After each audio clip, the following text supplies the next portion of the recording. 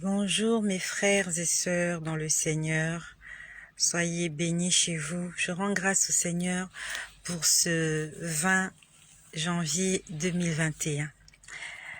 J'aimerais répondre à la doléance d'un bien-aimé qui m'a contacté, qui m'a écrit et qui a demandé la directive du Seigneur et des prières d'intercession en sa faveur.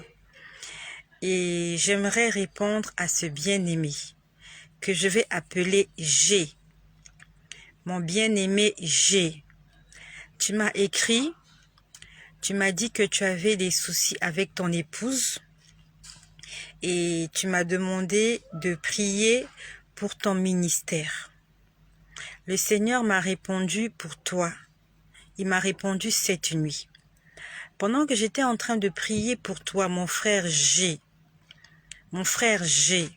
toi qui m'as écrit et qui m'a parlé de ton épouse avec qui vous avez des petits soucis et pour ton ministère. Lorsque je priais pour toi, et j'aimerais aussi, en fait, je voulais le partager avec tout le monde pour que cela serve de témoignage et de partage pour tout le monde. Lorsque j'étais en train de prier pour toi, mon frère G, j'ai vu un couple. J'ai vu un couple qui ne s'entendait pas. J'ai vu un couple qui ne s'entendait pas. Là, en fait, on était en train de demander à la dame où était son mari, mais elle était en train de dire que ça fait longtemps que je ne parle pas avec mon mari.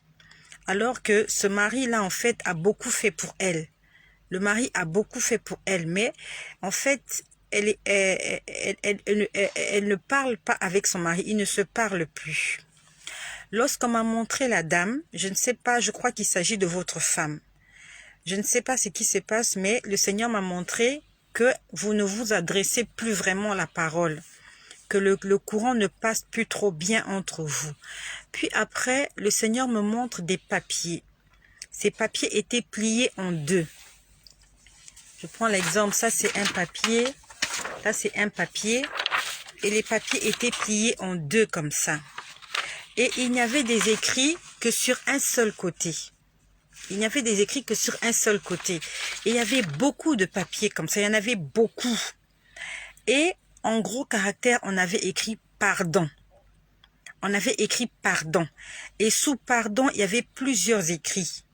Il y a plusieurs instructions que le Seigneur vous donne. Mais la plus grosse inscription, c'était écrit pardon. Pardon en gros caractère. Le Seigneur te demande, mon frère, pas seulement ton frère, pas seulement mon frère, mais toutes les personnes qui nous écoutent. Le Seigneur demande à tous ses enfants de pardonner. Hier, pour ceux qui m'ont suivi dans la matinée, le Seigneur est venu me dire, ne vous mettez pas en colère. Pour ceux qui m'ont suivi hier. Hier, le 19 janvier, le Seigneur m'a dit, ne vous mettez pas en colère, car le jugement de Dieu pour son Église est arrivé. Hier, le Seigneur nous a parlé de la colère. Ne vous mettez pas en colère. Il n'a pas dit mettez-vous en colère et après pardonnez. Il a dit juste ne vous mettez pas en colère. Pour ceux qui m'écoutent, demandons au Seigneur de nous donner la maîtrise de soi. Qu'il nous donne la maîtrise de soi, la tempérance, afin de ne pas se mettre en colère, car le jugement de Dieu est arrivé pour son Église. Et toi, mon frère qui m'a écrit, le Seigneur a écrit en gros caractère pardon. Il faut que tu puisses pardonner. Que tu puisses pardonner à toutes les personnes qui t'ont fait du mal. Si ton épouse t'a fait du mal, le Seigneur demande que tu puisses lui pardonner. Et si tu n'arrives pas à le faire, demande au Seigneur de t'aider. Qu'il puisse t'aider. Et toi aussi qui m'écoutes, si tu n'arrives pas à pardonner quelqu'un, demande au Seigneur de t'aider parce que le Seigneur est en train de nous exhorter à pardonner. Puis après, toujours en ce qui concerne mon frère G, mon bien-aimé G, toi qui m'as écrit. Puis après, j'ai entendu doute. J'ai entendu doute. Il est écrit dans le livre d'Éphésiens. Sans la foi, il est impossible de lui être agréable. Tu es en train de douter de quelque chose. Tu as sûrement demandé au Seigneur quelque chose et tu es en train de douter que cette chose-là va arriver, va se réaliser. Le Seigneur a dit doute. Il faut que tu arrêtes de douter, mon frère. Non seulement mon frère, toi aussi qui m'écoutes. Tu as fait une doléance à l'Éternel, tu dois mettre en lui ta confiance et il agira. Le Seigneur nous demande de lui faire confiance. Arrête le doute, ne doute pas, Dieu va faire. Même si pour toi, la chose semble grandiose, inimaginable, Dieu est Dieu, il est tout puissant, il est au-dessus de toutes choses. Puis après, je t'ai vu, tu étais quelque part, on va dire, dans une église. Je ne sais pas si tu es pasteur, mais je sais que tu es un serviteur de Dieu. Et je t'ai vu entouré je n'ai pas exactement compté, mais je crois que j'ai vu maximum 5 hommes autour de toi, 5 serviteurs de Dieu autour de toi, maximum. Je ne les ai pas comptés, mais j'ai vu maximum. Je ne sais pas si tu es un pasteur, mais tu dois être un responsable dans une église. Tu dois être dans une église, je t'ai vu responsable quelque part. Mais seulement, en fait, tu étais en train de donner des conseils à tes collaborateurs. Tu leur donnais des conseils par rapport à leur façon de vivre. En fait, tes collaborateurs vivent dans le péché. Et tu étais en train de les exhorter, mais ils ne voulaient pas t'écouter. Ils sont en train de vivre dans les péchés, tu les exhortais, mais ils ne voulaient pas te pécher. Ils disaient, est-ce que ça c'est un péché devant Dieu? Est-ce que ça c'est un péché devant Dieu?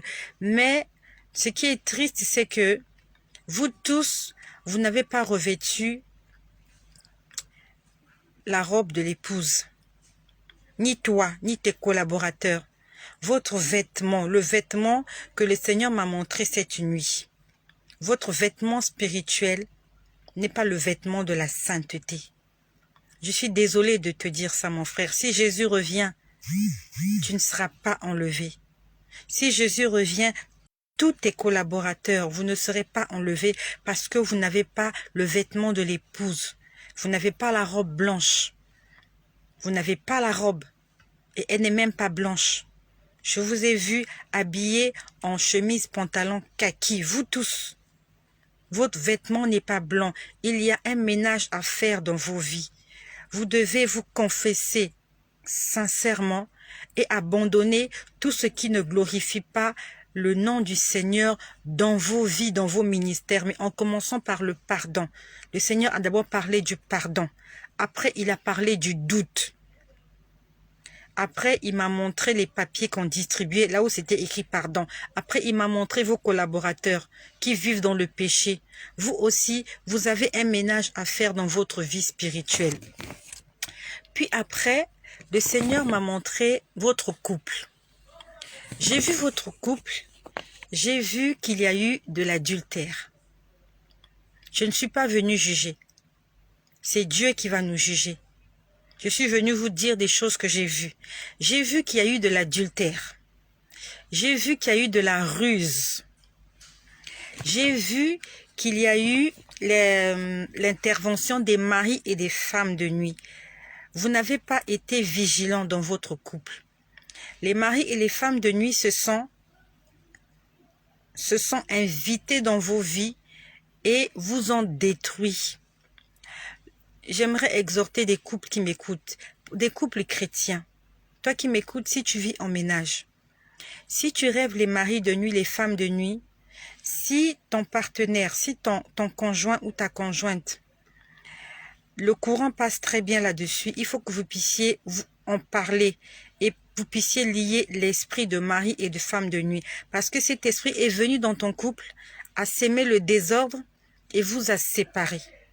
J'ai vu l'esprit de mari et de femme de nuit. J'ai vu de la ruse. J'ai vu l'adultère. Puis après, je vois une maison. Je vois une maison, mais dans la toiture de la maison, on a caché des choses.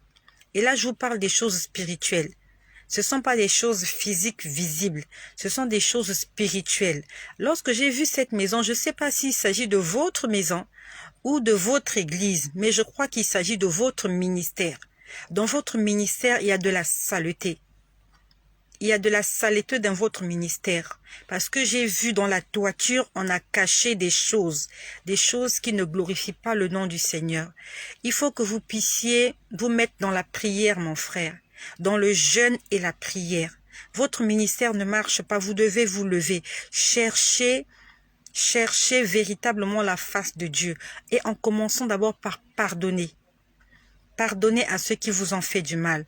Pardonnez à votre épouse si elle a blessé votre cœur. C'est à vous de voir si vous voulez vous remettre en ménage avec elle ou pas.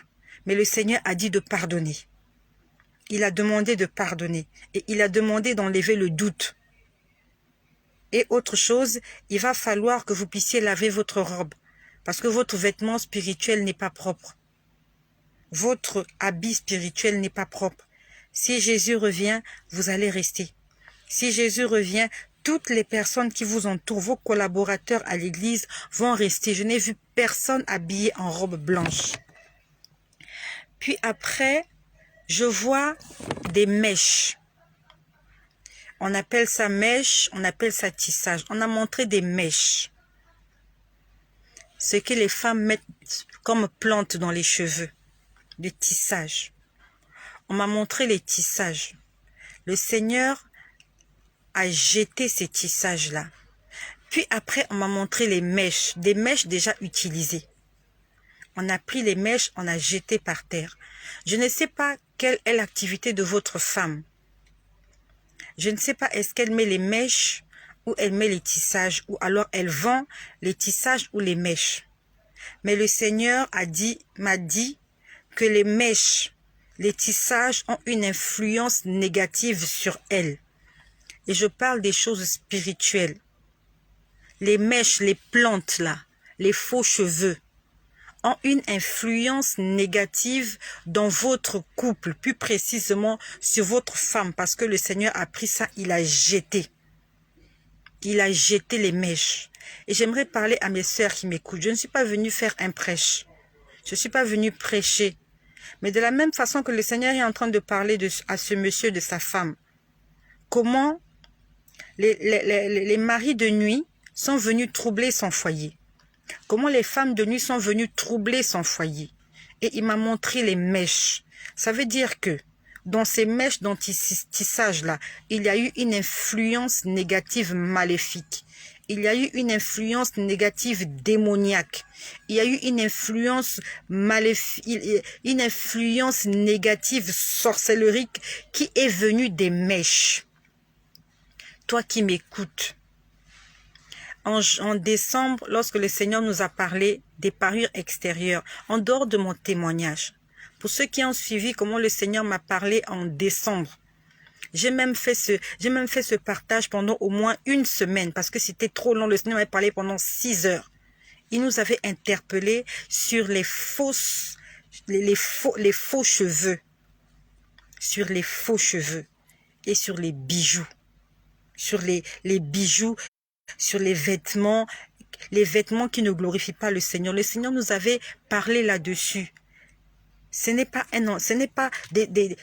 sont pas des études que j'ai faites, ce ne sont pas des méditations que j'ai faites, mais c'est le Seigneur qui est venu me parler. Il m'a dit, je ne veux pas voir ces choses-là sur mes enfants. Je ne sais pas si ce sont les mèches qui ont été à l'origine de votre séparation, mais les mèches ont eu un impact négatif sur cette femme-là.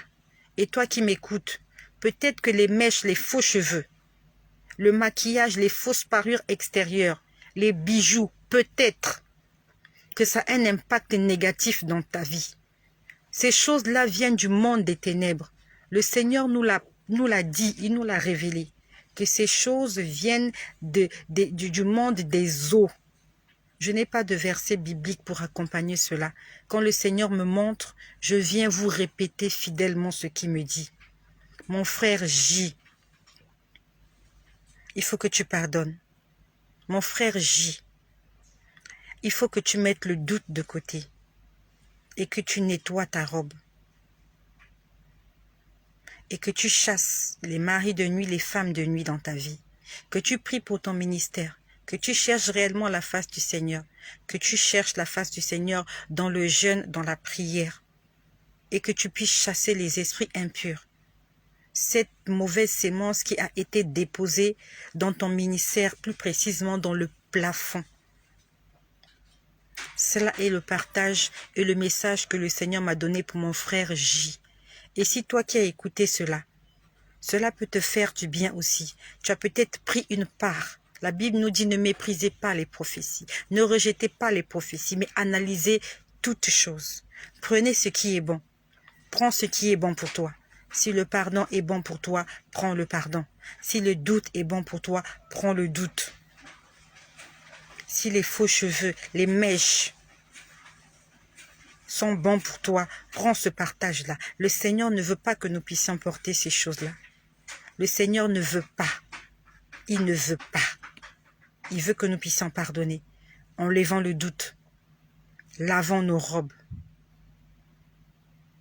Débarrassons-nous de toutes les parures extérieures, de toutes ces choses qui viennent du monde des ténèbres, faites par la sirène des eaux. Quand nous portons ces choses-là, nous sommes en contact avec elles et elle est de l'emprise sur nos vies. Les maris de nuit, les femmes de nuit, toi qui rêves que tu fais des rapports sexuels avec des gens dans la rue, dans la nuit, il faut que tu te lèves dans la prière. Ce sont des blocages. Ce sont des blocages. Et ce mari de nuit peut te pousser au divorce. Ce mari de nuit peut pousser ton mari à te tromper, à blesser ton cœur. Que cela soit ton partage au nom puissant de Jésus-Christ. Je rends grâce au Seigneur pour toutes les personnes qui touchent au moyen de cette chaîne afin de nous apprendre toutes ces choses-là. Soyez bénis chez vous et que le nom de Jésus-Christ soit glorifié.